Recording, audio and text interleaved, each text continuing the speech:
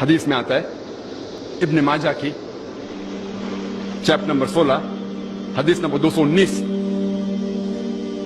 جو اللہ کے رسول کہتے ہیں یا ابو در، تم اگر ایک آیت کو سمجھو گے وہ 100 رکعت نفل سے بہتر ہے۔ اللہ کے رسول فرماتے یا ابو در، تم اگر ایک قرآن کی آیت کو سمجھو گے وہ 100 رکعت صلاح، نوافل صلاح سے بہتر ہے، اور ایک رکعت میں کم از کم سورہ فاتحہ تو پڑھنا چاہیے آپ کو، کم از کم 7 آیتیں ہیں، 100 رکعت میں کم از کم 700 آیتیں ہیں۔ تو اللہ کے رسول فرماتے ایک آیت کو سمجھ کے پڑھنا، سمجھنا 700 آیت کی تلاوت کرنے سے بہتر ہے، یعنی سمجھنا 700 گنا صرف تلاوت سے بہتر ہے۔ اللہ کے رسول فرماتے ابن ماجہ میں، اور یہ صحیح حدیث ہے۔ ہم لوگ سے پوچھتے ہیں قرآن شریف کیوں نازل کیا گیا، تو لوگ کہتے ہیں جب اوپننگ سرمنی ہوتی نا، اوپننگ سرمنی آفس کی، تو قرآن شریف پڑھنے کا، جب گھر کا افتتاح ہوتے تو قرآن شریف پڑھنے کا، جب کوئی مر گیا تو قرآن خوانی کرتے، تو قرآن شریف نازل کیا گیا تھا قرآن خوانی کے لیے۔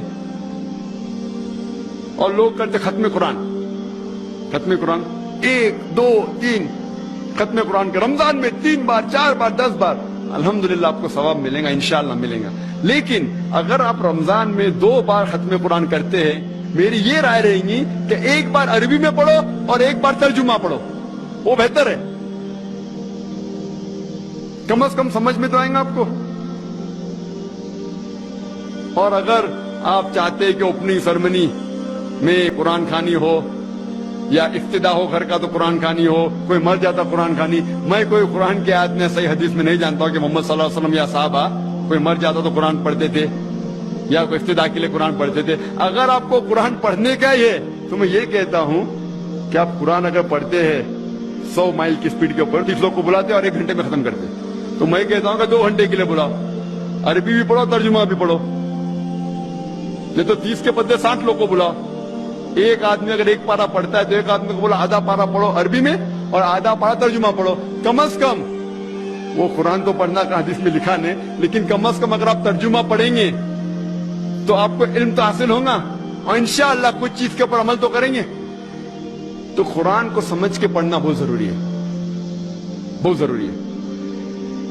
اور ایک مثال میں پیش کرتا ہوں کہ اگر آپ فرانس جاتے ہیں ایک ڈگری حاصل کرنے کے لیے، BSc کی ڈگری، آپ فرینچ نہیں جانتے، آپ کلاس اٹینڈ کرتے ہیں، کلاس اٹینڈ کرتے ٹیچر استاد آپ کو پی دیتا ہے، پریزنٹ، بولتے ہیں حاضر ہے، حاضر ہے تو پی لکھتا ہے، present, P four present, English میں پریزنٹ۔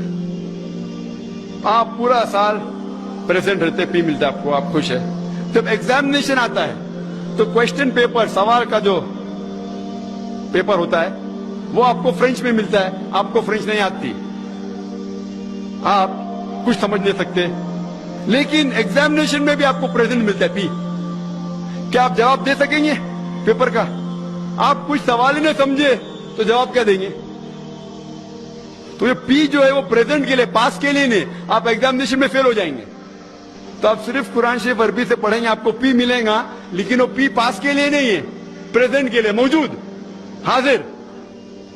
ہمیں غلط فہمی ہے کہ ہم پڑھیں گے تو جنت میں جائیں گے، صرف پڑھنا کافی نہیں ہے، پڑھ کے سمجھو اور قرآن مجید پہ عمل کرو تو انشاءاللہ آپ جنت میں جائیں گے۔ دین کی بات پھیلانا صدقہ جاریہ ہے، ثواب کی نیت سے ویڈیو کو شیئر ضرور کیجیے۔ جزاک اللہ۔